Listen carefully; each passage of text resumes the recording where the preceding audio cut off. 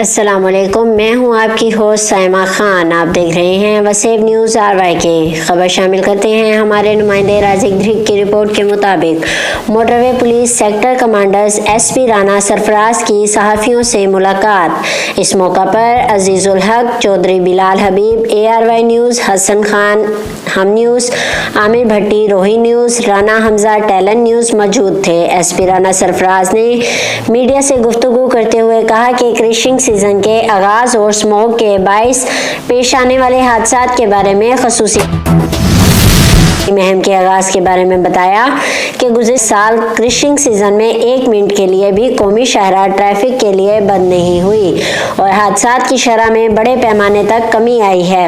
انہوں نے مزید کہا کہ اس سال بھی موٹر وے پولیس پوری طرح تیار ہے اور ٹریفک کے پہیے کو چلانے کا عزم رکھتی ہے۔